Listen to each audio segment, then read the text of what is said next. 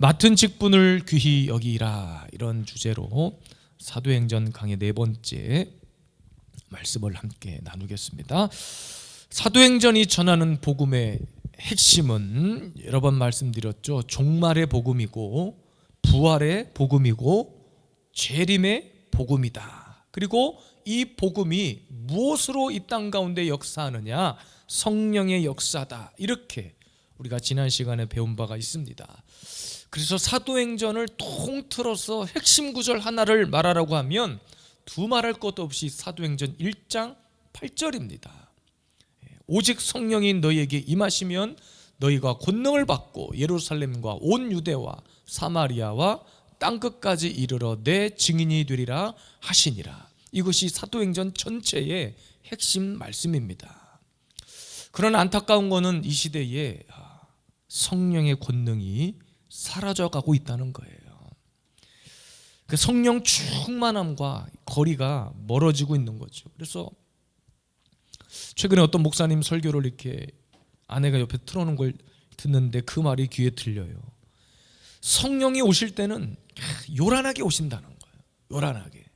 그러니까 우리가 막 성령이 오시면 막 방언이 터지고 막 귀신이 떠나가고 엄청난 치유의 역사가 나타나고 막 이렇게 요란 순간, 좋은 의미로 이렇게 요란하게 온다는 거죠. 막 병자들이 고침받고, 그렇죠. 귀신 떠나가고 어둠이 물러가고 땅이 막 진동하고. 그런데 성령이 떠나면 조용히 떠난다는 거예요. 그러니까 성령이 우리가 소멸되었다라고 하는 표현을 쓰는데 연기처럼 조용히 왔다 갔는지도 모르게 사라진다는 거예요. 그런데 더 큰 문제는 뭐냐? 많은 사람들이 성령이 떠난 줄을 모른다는 거예요. 내가 지금 성령이 충만한 건지, 내 안에 성령이 가득한 건지. 그래서 그 성령이 떠난 자리에 뭐가 들어오느냐? 악령이 들어온다는 거예요. 악령. 오늘 본문에는 마띠아라고 하는 새로운 제자를 세우는 장면이 등장합니다. 베드로가 설명하는 거예요. 유다가 우리와 함께 있었던 사람인데 왜 예수님을 팔아 넘기가 되었느냐? 여러분, 많은 설명들이 있지만 정리하면 그거예요. 성령이 떠난 자리에 뭐가 들어갔다는 거예요? 악령이 들어간 거예요. 그래서 예수님을 팔아 넘겼고 그의 마지막 죽음은 창자가 터져 죽었다는 거예요. 18절 말씀해 보니까 불의의 싹으로 밭을 사고 후에 몸이 곤도박질하여 배가 터져 창자가 다 흘러나온지라. 정말 비참한 죽음을 떠오르게 합니다. 여러분, 성령이 떠나면 이렇게 되는 거예요. 그러니까 성령이 떠나면 우리가 배 터져 죽는다는 것이 아니라 내 영혼이 죽는 거예요. 사망 선고를 받는 것과 같은 거예요. 많은 사람들이 그래서 이렇게 죽을 줄 모르고 성령이 떠난 줄도 모르고 죽어가고 있는 거죠. 저를 포함해서 다시 한번 저와 여러분들이 정말로 내 안에 아직 성령의 역사가 있는가, 정말 아직 그 뜨거움이 남아있는가, 이 시대에 돌아보고 점검해야 됩니다. 그래서 교회가, 그리고 성도가 성령이 떠나면 죽는 거예요. 그래서 많은 성도들이 이 시대에 죽어갑니다. 죄를 지어도 이것이 죄인지를 알지 못해요. 여러 번 말씀드리지만 권면을 듣지 않습니다. 목사의 설교에 귀를 기울이지 않아. 물론 목사가 설교를 잘 준비해서 잘 전해야 하고 내 생각과 내가 하고 싶은 말을 하는 것이 아니라 말씀의 진리를 깨닫고 정리해서 전해야 되는데 조금 사심을 담아서 설교하거나 뭐 이런 문제가 있겠죠. 어쨌든 이 시대는 그런 목사의 설교와 가르침을 들으려고 하지 않는 시대가 됐어요. 교회가 교회당을 잃어버렸다고 제가 여러 번 말씀드렸어요. 많은 교회가 카페가 되어버렸어요. 많은 교회가 어린이들의 놀이동산이 되었고 많은 교회가 문화공연장이 되어버렸습니다. 그러니까 교회는 사람들이 와서 죄를 깨닫게 하고 회개하고 성령의 역사가 불일들 일어나고 사람을 한 사람의 교회를 세워야 되는데도 불구하고 그러니까 점점 이런 성령의 역사에는 관심이 없어지고 어떻게 하면 교회를 아름답게 꾸미고 어떻게 하면 사람들이 오고 싶은 교회를 만들까, 교회를 화려한 문화 공간으로 만들고 거기에만 관심이 있는 거예요. 오늘 말씀을 잘 보면 베드로는 다시 사람을 세우고 있는 상황입니다. 그리고 시편에 예언된 20절의 말씀을 인용해서 시편에 기록하였으되 그의 거처를 황폐하게 하시며 거기 거하는 자가 없게 하소서 하였고 일렀으되 그의 직분을 타인이 취하게 하소서 하였도다. 시편에 예언된 말씀을 인용해서 다시 사람을 세우는 장면입니다. 한 사람이 빠졌으니까 어떤 프로그램을 개발하고 어떤 다른 것들에 관심을 갖는 것이 아니라 다시 사람을 채워야 된다는 생각을 하고 있는 거예요. 이거는 하나의 교회가 세워지는 것과 마찬가지입니다. 초대교회 역사가 이 예수님의 12제자 유다를 제외한 맏대안을 포함한 새로운 12명의 제자로부터 시작되었다는 것을 우리는 너무나 잘 알고 있거든요. 맡은 자리를 귀하게 여기지 않았던 유다를 지적하는 이야기입니다. 저와 여러분들이 하나님께서 맡겨주신 자리 있잖아요. 빼앗기면 안 돼요. 그래서 날마다 우리 안에 그 일을 감당할 수 있는 공급처가 어디냐? 성령의 충만함인 거예요. 우리가 교회를 지키고 우리가 교회가 아름답게 세워져 나가는 가장 중요한 핵심 원리가 바로 성령의 뜨거운 역사. 그래서 내 안에 오늘도 성령이 소멸되지는 않았는가? 늘 그 가슴의 온도를 체크해 봐야 됩니다. 오늘도 다시 한번 저와 여러분들에게, 우리 모든 예수비전 세움교회 성도들에게, 오늘 이 저녁에 특별히 나와 예배하시는 여러분들에게 저는 권면합니다. 주님이 맡겨주신 것을, 교회를 위해 사용하라고 주신 것을, 또 교회를 통해 잘 섬기라고 주신 재능과 달란트를 소홀히 여기지 않기를 바라요. 성령이 떠난 자리에 악령이 들어와 이것들을 망치고, 성령이 없는 이곳에 어둠의 영이 들어와서 교회를 혼란스럽게 빠뜨리고 교회를 무너지게 하는 그런 비극적인 결말이 아니라, 오늘도 우리는 내 안에 주신 그 거룩한 성령의 역사로 주신 사명, 주신 직분, 오늘 유다의 길이 아니라 새롭게 뽑혀 세워지는 맏디아처럼 오늘도 하나님 앞에 맡은 자리를 귀히 여길 줄 아는 사명 감당하는 우리 모든 주의 백성들 되시기를 주님의 이름으로 축복합니다. 맡은 직분을 귀히 여기라. 오늘 사도 바울의 권면은 이렇습니다. 첫째는 봉사와 사도의 직무라는 것을 기억해야 돼요. 본문 17절과 25절입니다. 이 사람은 본래 우리 수 가운데 참여하여 이 직무의 한 부분을 맡았던 자라. 유다를 떠올리면서 하는 이야기입니다. 그리고 25절, 봉사와 및 사도의 직무를 대신할 자인지를 보이시옵소서 그랬습니다. 먼저 베드로는 유다가 어떻게 죽게 되었는지를 설명했죠. 17절, 직무의 한 부분을 맡았던 자였는데, 18절에 불의의 싹으로 모임에서 재정을 맡았던 자였던 것 같아요. 제가 우리 자녀들과 집에서 더 초준이라는 예수님의 사역, 제자들을 부르시는 그런 사역의 스토리를 가지고 있는 외국 드라마인데, 같이 보게 돼요. 시리즈로 있어서 계속 한 편을 보게 되면 꼭 다음 편 보게 되고 막 그래요. 그걸 보게 되면 유다의 이야기가 정확히 나옵니다. 유다가 예수님의 가르침에 감동을 받아서 주님의 콜링에 응답하고 제자가 되었거든요. 그리고 가는 곳마다, 복음을 전하는 곳마다, 사역을 하는 곳마다 유다는 돈 주머니를 가지고 다니면서 여관비를 내고 먹을 것을 사고 이런 일들을 맡아서 하는 모습들을 딱 보여줍니다. 그리고 결정적인 장면이 나오는데, 예루살렘에 예수님께서 낙이 타고 입성하시는 장면. 그래서 이스라엘 안에 있는 모든 백성들이 종려나무 가지를 흔들고 환호하고 겉옷을 벗어서 바닥에 깔고 예루살렘을 향해서 예수님이 입성하실 때 누구보다도 이 유다가 가장 기뻐하고 환호해요. 근데 기뻐하고 환호하는 이유가 뭐였냐면, 이제 예수님 때문에 새로운 세상이 펼쳐지는구나. 로마의 전원 압제가 떠나가고 우리 민족을 하나로 결집시켜서 새로운 왕국을 주님이 만드시는구나. 그러니까 보기에는 당연한 이야기 같은데 지극히 육적인 생각에 머물러 있는 거예요. 더 놀라운 것은 예수님이 예루살렘 입성하셔서 이제 예루살렘을 향해 나아가는데 막 성전 안에서 비둘기 팔고 장사하는 사람들의 상을 엎어버리고 막 이런 장면들이 나와요. 바리새인들이 와가지고 저는 미친 사람 막 욕을 하고, 오히려 제자들은 그런 상황에서 예수님을 보호하려고 하는데 유다 혼자서, 이제 그 드라마 이야기예요.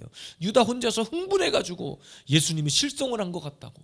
이 누구보다도 좋은 기회에 이제 우리가 다 하나 되어서 좋은 나라를 건설하고 막 이룰 수 있는 것 같은데 예수님이 지금 저 앞에서 괜히 상 없고 막 뭔가를 지적하니까 사람들이 막 돌 던지려고 그러고 바리새인들이 와가지고 예수님을 정신병자 취급하고 미쳤다고 하니까 오히려 예수님을 보호하기는커녕 예수님이 실성하신 것 같다고, 큰일 났다고, 이제 우리의 꿈은 다 물거품이 되었다고, 그렇게 말하는 장면이 나와요. 그러니까 유다가 집중했던 것은 하나님이 맡겨주신 그 직무에 대한 관점이 아니라 돈의 관점을 두고 자신이 앞으로 예수님과 함께 있으면 재정부 장관 정도는 되겠구나, 이렇게 지극히 육적인 관점을 가지고 주님을 쫓았던 거예요. 그런데 오늘 베드로는 그 직무가, 제자로서의 직무가 무엇이었는지를 명확하게 말합니다. 25절에 보니까 봉사와 사도의 직무다 그랬습니다. 봉사와 사도의 직무. 여기서 직무라고 하는 말의 원문 뜻을 살펴보면 섬김의 자리, 봉사의 자리 분명하게 기록되어 있습니다. 그리고 사도는 무엇보다도 기도와 말씀 사역을 하는 자리입니다. 사도행전 6장 4절 말씀에 보면 우리는 오로지 기도하는 일과 말씀 사역에 힘쓰리라 하니 그랬습니다. 그러니까 사도로 부름받은 제자들의 첫 번째 직무는 오로지 기도하는 일과 말씀 사역입니다. 그리고 어디를 가든지 섬기고 봉사하는 자리, 그것이 그들이 해야만 했던 직무였습니다. 그러니까 지금 저와 여러분들에게 맡겨진 이 직분은, 교회 안에 우리가 세워진 그 한 사람 한 사람의 직분은 뭐냐면 봉사와 섬김의 자리예요. 말씀과 기도 사역 외에는 없는 거예요. 오늘도 우리가 성경 수다방을 통해 모였어요. 그냥 내가 일주일 동안 어떻게 살았고 뭐 먹었고 어디 놀러 갔고 그 내용 나누자고 모이는 것이 아니라 한 달 동안 나에게 주어진 그 말씀의 시간을 어떻게 잘 보냈고, 이렇게 무언가를 주님이 깨닫게 하셨고, 주님의 말처럼 솔직하게 나 살려고 싶었는데 실패했다, 이렇게 말할 수 있어야 돼. 이렇게 나눌 수 있어야 돼. 사실 주님 이야기뿐이겠어요? 저도 무너지고 저도 실패하고 다 실패를 경험하잖아요. 근데 그것을 다 포장하고 있을 뿐이잖아요. 그러니까 인간적으로 뭔가를 자꾸 만들려다 보니까 문제가 생기고 분쟁과 다툼도 생기고 교회에 맡겨진 직분을 계급으로 여긴 거예요. 그러니까 직분의 관점이 이 본질을 벗어나는 순간 누구든지 유다가 되는 겁니다. 주님은 유다에게 단순히 돈을 맡긴 것이 아니라 그 직무를 통해서 섬기고 봉사하고, 그래서 교회에서는 재정 맡은 자들이 정신을 똑바로 차리지 않으면 사고가 다 거기서 나는 거예요. 제가 목사님들하고 모임을 하고 교제를 하다가 목사님들에게 늘 묻는 것 중에 하나가 그거예요. 지금은 교회 규모상 어쩔 수 없이 제가 관리를 할 수밖에 없지만 목사님들에게 물어봐요. 목사님들은 재정을 어떻게 관리하십니까? 어떻게 맡깁니까? 물론 장로님이 계시는 교회는 장로님들이 대부분 맡아서 하고 계시고 시무 장로님들이 맡아서 하고 계시고, 그마저도 없으면 믿을 만한 집사님 중에, 성도 중에 세워서 재정을 맡깁니다. 그 재정을 맡은 사람은 그거예요. 담임 목사님이 어떤 순간에서도 재정에 대한 염려와, 그러니까 원래 목사님이 가지고 있어야 할 그 직무의 본질 있잖아요. 말씀과 기도하는 사역, 복음 전하는 사역. 이 직무에 흐트러짐이 없게 하기 위해서 재정을 맡은 자는 그 직무를 최선을 다해서, 부족하면 급한 대로 자신이 채울 줄도 알고 빌려올 줄도 알고 막 이런 어떤 결단들을 가지고 헌신과 섬김의 자세로 그 직무를 감당해야 돼요. 이유는 하나입니다. 주의 종이 말씀 전하는 일, 기도하는 일에 오로지 힘쓸 수 있도록 해주는 거예요. 사실 우리가 유다를 욕하지만 유다처럼 안 될 것이라는 보장은 없습니다. 안 한 척, 아닌 척 하는 거지 사실은 유다보다 더할 때가 많잖아요. 그러니까 직무의 본질적인 의미를 유다는 놓치고 있었던 거예요.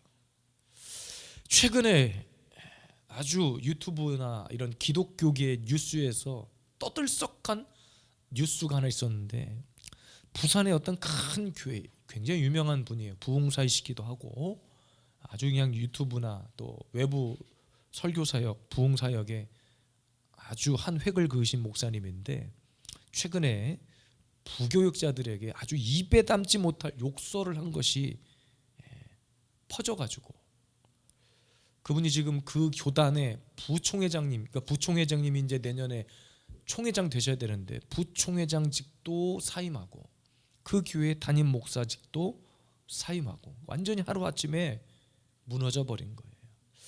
정말 가슴 아픈 이야기입니다. 근데 한편으로는 이런 생각이 들었어요.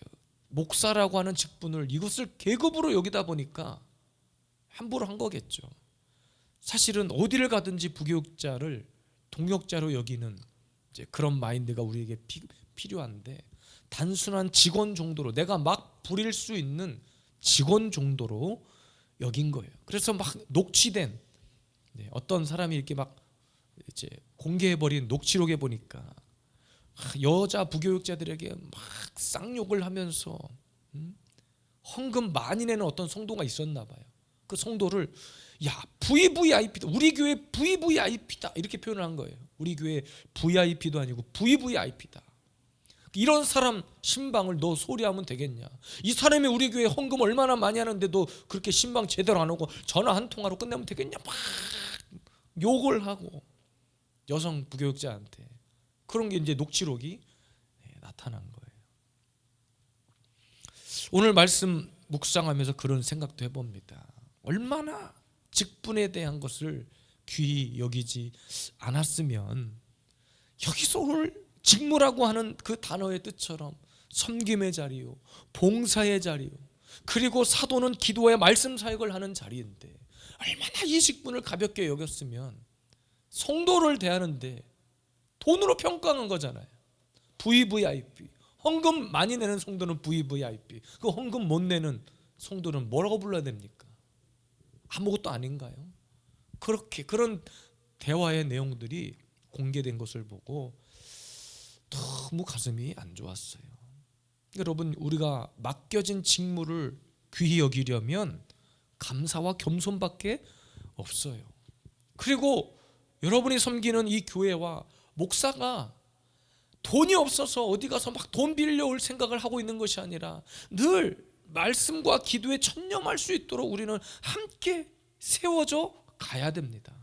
그러니까 성령의 역사가 떠나면, 그러니까 말씀과 기도 없이 이 직무를 감당하면 여러분들 입장에서는 뭐 권사면 권사, 집사면 집사, 반주자면 반주자, 이런 직분을 감당할 때도 봉사와 섬김, 말씀과 기도 없이 감당을 하면 극단적으로 얘기해서 유다 되는 거예요. 저도 마찬가지예요. 유다 되는 겁니다. 성경에 유다를 보고 우리는 막 욕하잖아요. 이런 썩을 놈 자식, 어떻게 예수님을 배신할 수 있나. 사실 베드로도 예수님 부인했고 제자들도 결정적인 순간에 다 예수님을 부인하고 떠났지만 사실 거기까지는 이미 주님이 다시 돌아올 것이라고 하는 스토리가 내재되어 있었어요. 그러나 너희들이 끝까지 나와 함께 할 것이다, 주님은 알고 있었어요. 근데 유다 한 사람만 달랐어요. 그 맡겨진 직무를 성령의 능력으로, 성령의 권능으로 감당하지 않았던 거예요. 다 유다 되는 겁니다. 우리 교회는 사람을 세워야 하는 교회예요. 사실 그것 때문에 돈도 필요하고 훈련받은 사람도 필요합니다. 직분자가 필요해요. 그런데 그것보다 더 중요한 것은 말씀과 기도입니다. 제가 어느 교회가 아니라 어느 기관, 우리 노예 관련된 기관에 내야 될 서류가 있어서 거기에 뭐를 이렇게 쓰고 있는데 우리 교회를 소개를 해야 되는 내용을 제가 쓰는데, 쓰면서 그런 생각을 한 거예요. 나의 초심을 내가 잃지는 않았는지 제가 점검을 하는 거죠. 그래서 우리 교회는 이러이러한 비전이 있습니다. 사람을 세우고 사람이 교회다라고 하는 영적인 가치를 붙드는 교회, 막 이런 것들을 쓰면서 다시 한번 제가 생각하는 거예요. 돈이 아니라, 세상의 명예가 아니라, 어떤 직을 맡아서 일하는 것이 아니라, 목사로 부름 받은 순간, 내가 직분자로 세움을 받은 순간 언제든지 나도 유다가 될 수 있겠구나. 왜? 본질을 벗어나면 그러는 거예요. 말씀과 기도 없이, 기도의 권능 없이, 성령의 충만함 없이, 그러니까 성령의 임재가 떠나니까 유다가 어떻게 됐느냐? 주님이 아니라 돈을 보는 거고, 자기의 권력을 보는 거고, 육적인 시각으로 이 나라를 어떻게 예수님이 회복시킬까에 집중을 한 겁니다. 사실은 그 드라마에서도 계속 시종일관 나오지만 자기가 죽는다는 이야기를 여러 번 하는데 제자들이 깨닫질 못해.